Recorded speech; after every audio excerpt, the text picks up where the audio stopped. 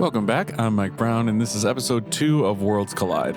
At the beginning of each episode, I'll give you any content warnings. This episode has some alcohol use. And it also contains minor spoilers for Candlekeep Mysteries, the official D&D book. These first 3 episodes were all recorded in the same session, so we don't have intros in between the episodes. I do a recap with the group, so let's just jump right back into the game.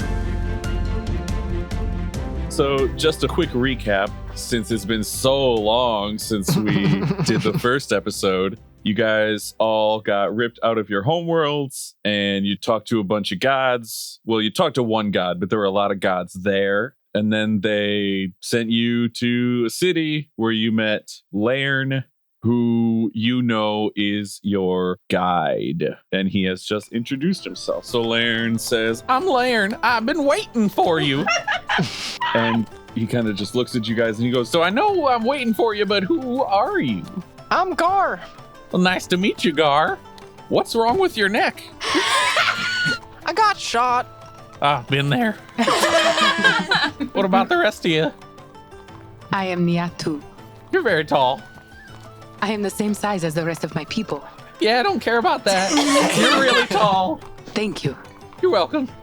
"I'm Milla. I don't know how I feel about this city." "Okay, it's kind of nice. But yeah, I'm going to show you around today, so don't you worry. You're going to find something for yourself, for sure. Nice axe, by the way." "Don't look at my axe." "I'm so sorry." And he kind of like averts his eyes. "And I'm N64 Mo." "That's special, isn't it?" I sure am. "You seem a little different, but I don't care." "She definitely looks different." "Yeah, tell me about it." And then the 5th member of your party says, "Hello, I am Aladan, and I want to know where I can find out more information about this place." And then he's like, "Yeah, sure, we're gonna go on a tour of the whole city, so don't you worry." So there's a couple different places we can go to start out. "Oh, I'm getting ahead of myself. I have some presents for you guys." And he's like, why don't we come over here?" He finds a table and kind of waves you over to a kind of a larger table on the side of the street. I love presents. "That's good. Are you gonna come over here or what?" I walk over. "Oh, thanks." I walk over. So he opens up a bag and he pulls out 5 basically strips with like little holsters almost on it. And he says, "These are potion belts. You keep that on you. You can keep your potions right at your hip, so they're nice and quick to use with, no hassle." And he hands one to each of you. "Thanks, dude." He also hands you each a vial full of red liquid that fits perfectly in the potion belt. And he said, "This here's a potion of healing. It'll help you out if you start hurting. Don't worry, I'll be with you the whole time, but we're gonna start there. Just give you each one of those. And here's a pouch with 10 gold pieces each." So he gives each of you 10 gold pieces, which you might want to write down somewhere. Then he starts looking through his bag and he's like, "Okay, Milla, for you, we have a bag of tricks." And he hands you a bag, and if you open it up, you could see like a couple fuzzy balls inside it. And he's like, "So whenever you need to, you can pull a ball out of there and throw it, and it'll become a little creature. 3 times a day, though."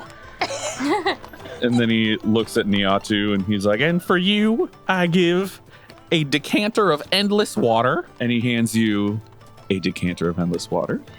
Then he looks at Aladan, and he says, "For you, I have 2 sending stones." He hands him 2 almost quartz-looking stones with like a wrapping around them that you can like use as like a bracelet or something. "N64 Mo, I'm giving you this deck, which is a house of cards." This is actually a good time to just pause and say, out of universe, a lot of the stuff I'm going to use is directly from actual D&D source books, but they might be a little different if I need to tweak them or something. So in case you or anyone who may be listening is like, "That's not how that works," just shut up. And to Gar, I give a robe of useful items. "Cool, dude. I love useful stuff." "That's good. It's pretty useful if you ask me. But so I'm going to take you around the city. Is there any particular type of establishment you are hoping to see first? Or would you like to hear a few of the places that we can go?" Niatu perks up and asks if there's food anywhere. No, this is a city without any food. Oh, I'm joking. Yes, of course, there's food. There's a bistro at every corner. We happen to be sitting at one right now. I'm surprised you didn't notice.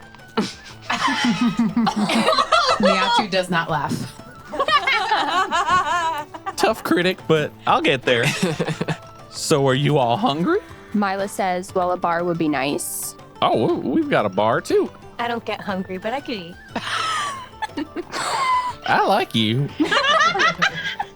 And so I know just the place is right over in the arts district. Oh, speaking of which, if you look pretty much every corner, you're going to see a map of the city with the different areas that are there. So if you want to stop and look at the map at any point, feel free to do so. He's like, I know just the place. You know, it's not that great, but it's not that bad. Let's all head down. Just follow me. And then he starts walking and he's like, gives like a little whistle and he's like, Tabaxi! You see suddenly stopping, like barreling down the street, stopping like with a skid right in front of Lairn is a rather large cat with a tuk-tuk, basically. So he's got like a cart behind him and he's like, come on, let's get in. And he just hops in the back. I hop in right after him. I follow. I'm hesitant, but I get in. Aladan gets in. Niatu stands on the back because she doesn't fit inside. Okay. So the Tabaxi heads out and is moving very fast and is heading for a tunnel. And why don't you give me a dexterity check? Not all of you. I was gonna say, just all of us, or- That's a who. just the 9-foot tall person. 13, 20. Okay, so with a 20, you realize that you're about to hit your head and you kind of duck down. And underneath the city in these tunnels, you can't tell, but you feel like you're moving faster than you should be able to. You're able to hold on, of course, but things just seem to be going by at like a breakneck speed that your body is not experiencing. And you see a light at the end, and it gets larger and larger, and eventually you are back out into the city, and there's just music playing everywhere and multicolored flags and people dancing in the street wearing all sorts of outfits, and there's someone over there just giving a monologue on a makeshift stage, and Lairn is like, this is the arts district, and we're stopping right up here. And so he kind of pats the Tabaxi on the butt. Tabaxi's a cat person, by the way. And he's like, this is a stop. And so they stop, and I'm assuming you all file out of the little cart, and you see a sign that says the Meaty Ogre. He's like, this is the Meaty Ogre, let's go in. And so he walks in. Niatu pauses because she's so mesmerized and gets completely engulfed in observing the people around her. The guard just walks right in. And 64 Mo skips along after. Milla walks in with caution. You're going to be a tough nut to crack, I can tell.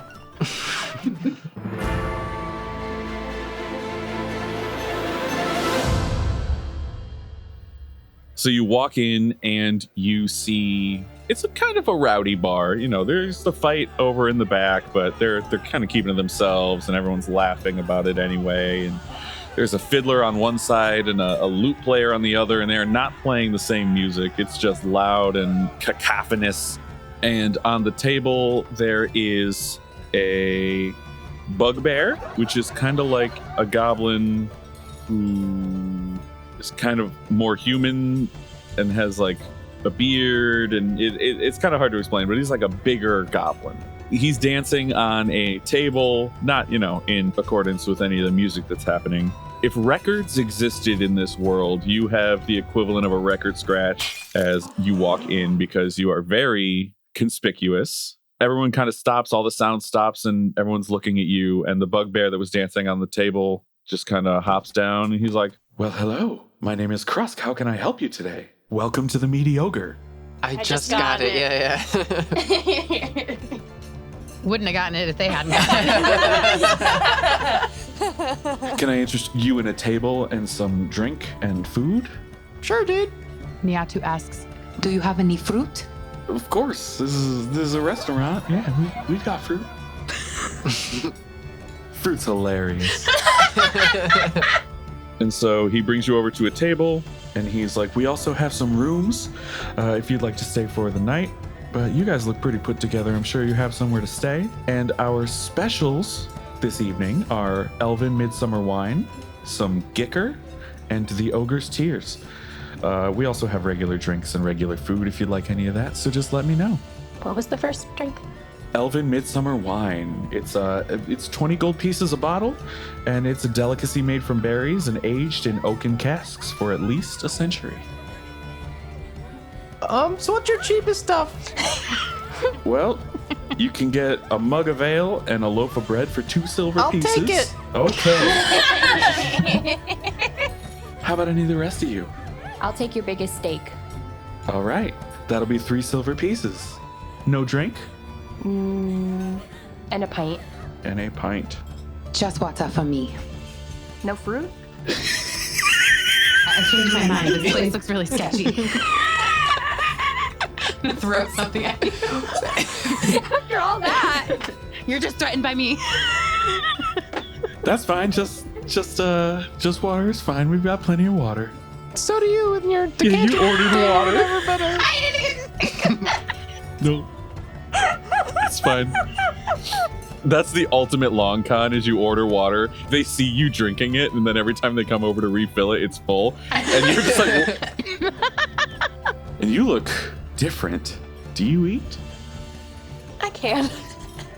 Good. Okay. I'll just take a pint though. Okay. So Krusk goes back into the bar, and you see over the bar like a crescent moon design up there. And someone walks over to the bar and kind of whispers something in his ear, and they both kind of look at you. And the guy walks away. And Krusk comes back, and he brings 3 mugs of ale and a steak and a loaf of bread, and hands it to the respective people, and goes back to the bar, grabs some water, and comes back with 6 shot glasses. Quickly, can I do something? Yeah. Can Gar try and take the loaf of bread and like shove it in his pocket like as fast as he can, in between him coming back and forth, so that he can be like, you Yes. didn't give me any bread. Roll a sleight of hand check. 3 + 5, so 8. Okay. So you get it into your pocket, and you think that you were slick about it. I put it just like right here, and it's just sticking out. Yeah. So he comes back, and he has the shot glasses, and he like kind of looks at your plate, and it has like a, and then he looks at your. You forgot the bread. Oh, it looks like I dropped it into your shirt. Oh, that's where it went. Oh. Yeah. Thanks. Miatu rolls her eyes. And he kind of makes an eye at you. And he's like, gentleman over there decided to send these shots to you.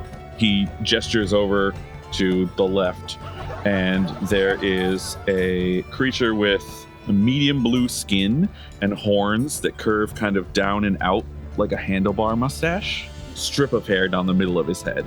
And his eyes are deep purple with black slit irises, and he's wearing like luxurious silk inlaid with mithril and gold. On his chest there's a gold pin featuring an eagle clutching a fish in its talons. And he kind of raises his glass and gives you a little head nod.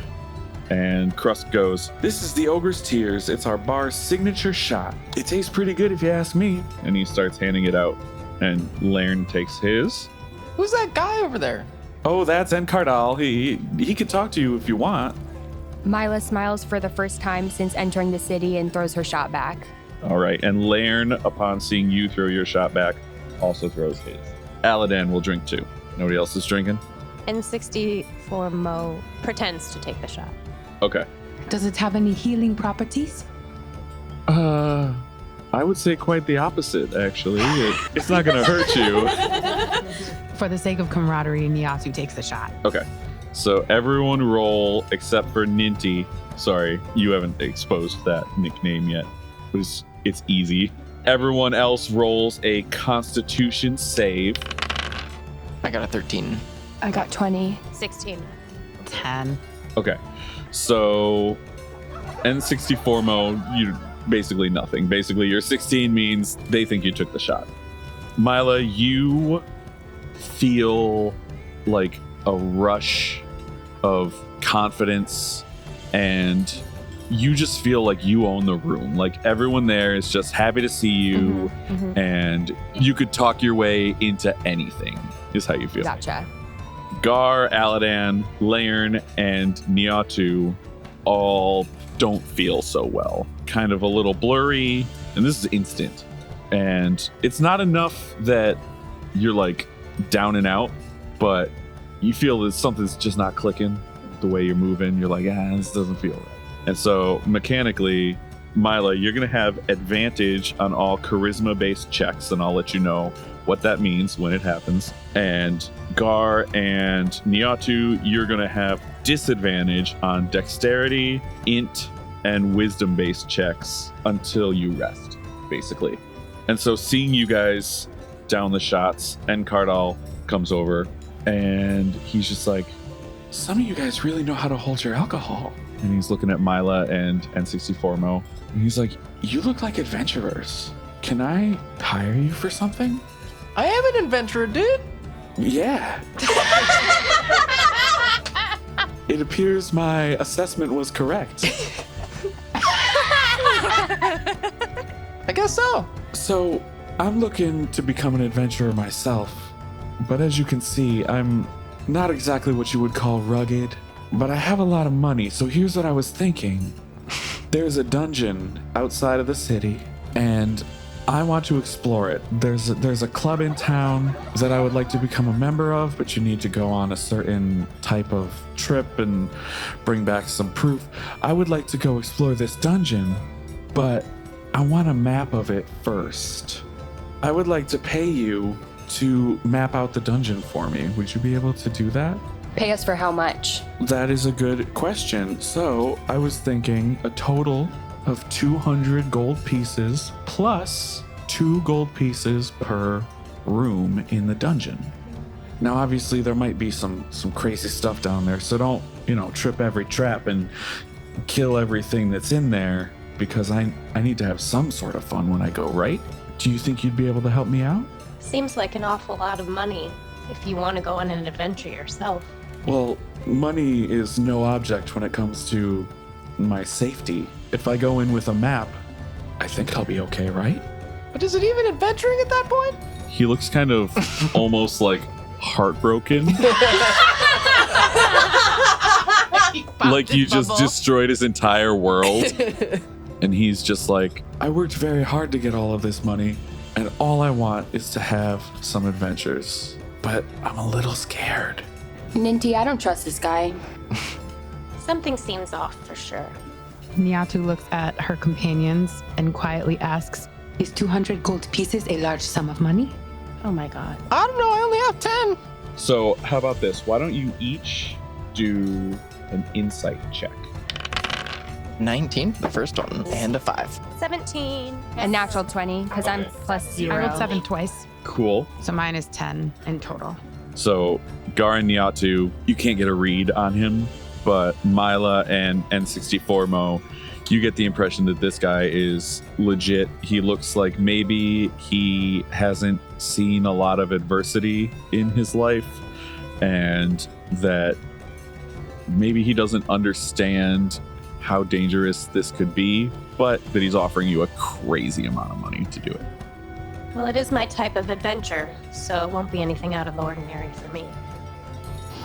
Well, I'm not intimidated by danger, so for money like that, I guess maybe we could do it. Yeah. Cool. Whatever, dude. Oh, that is so excellent to hear. 1 second. And he reaches into his bag and he pulls out like a bunch of blank pieces of parchment and some like oil wells and quills and basically just cartography stuff. And he's like, the dungeon is just to the southwest of Garrison, right out of town. As soon as you could be done, that's great, but there's no hard time on this. I would just like to go out on an adventure sometime soon. And Lairn says, well, I think this guy is nice and respectable. I like what he's trying to get you to do. And he kind of looks at you guys like, this is kind of what our whole freaking mission is. And he's like, I think I've actually heard of that dungeon, so we should be good there. We're going to look around town a little bit more, but eventually we will come back, and I can promise you, you will have a fully mapped dungeon. Oh, thank you very much. I hope to enter into an ongoing business relationship with you. And he walks away, and you hear the clattering of a lot of coins walking away with him. And then Laren goes, oh yeah, that's a good reminder. I don't know how you all keep time in your worlds, but we have a calendar in ours. It's about 300 days in a year, and today is Haumea the 9th. Today happens to be Hearth Day, which is the 4th day of the week. And then he is like, it looks like you're all done. We don't need a room right now, but we can get one eventually. But let's just keep looking around to see what other things we can find. And then you step out into the arts district, and he's like, let's start by just going north a little bit. And same situation.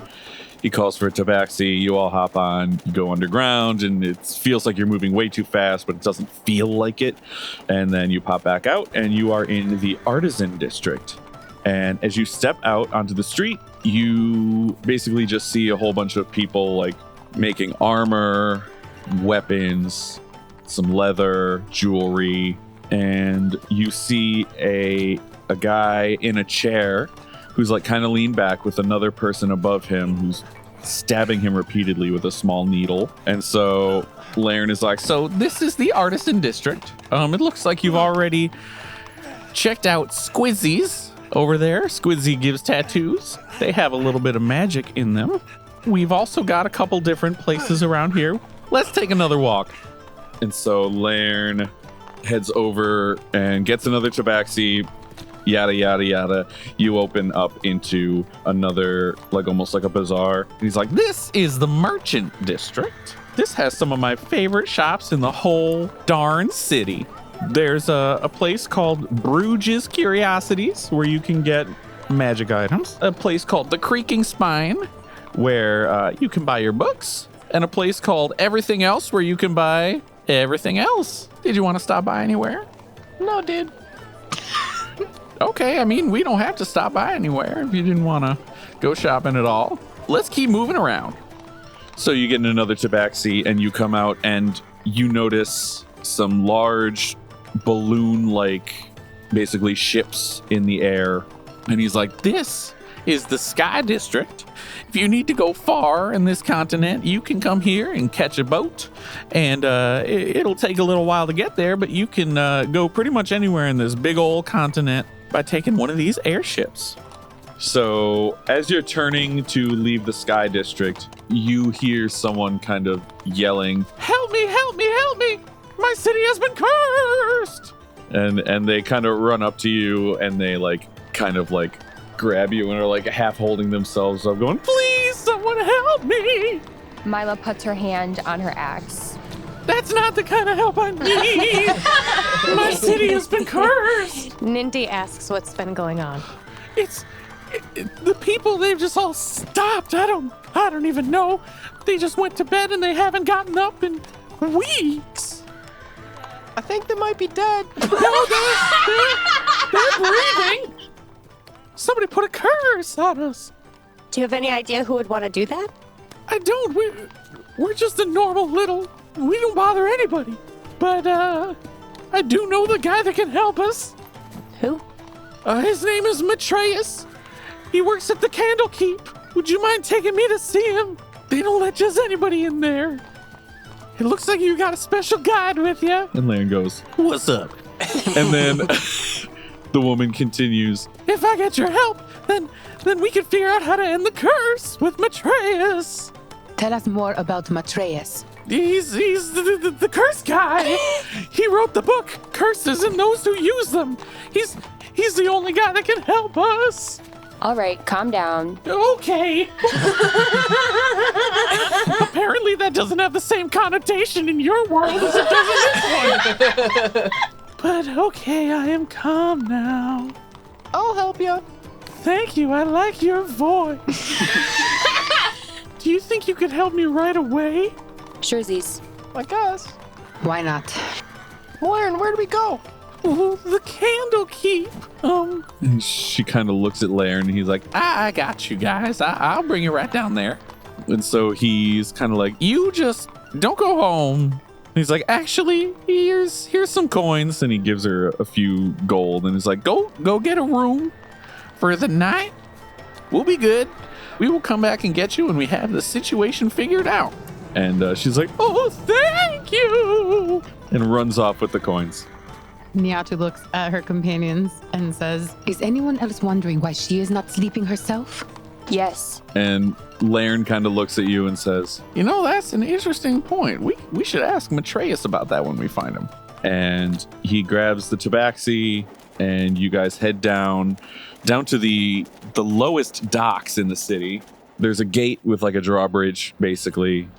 And you reach the gate and you hear, I am going to stay here. And you turn and Aladan is like, my skills are in the academic arts. I do not think I would be very useful to you. While you are out, why don't you take one of my sending stones? I will let you know if I find any information about curses. I will do some research and I will also figure out maybe another way to get home. So I will see you. And he turns around and Lairn is like, you don't even know where the library is. And he's like, I will find my way. And he just walks away. Good luck, dude. And Lairn turns around to you four and is like, the Candlekeep is the library. And then he kind of shrugs. And you guys catch a little, just like a shuttle airship, like a small little airship, just holds a few of you, and it heads down to the Candlekeep. As you're flying through the air, you see on the horizon, it kind of looks like a traditional castle, but it's all white stone. And you begin to descend, and you land in the courtyard.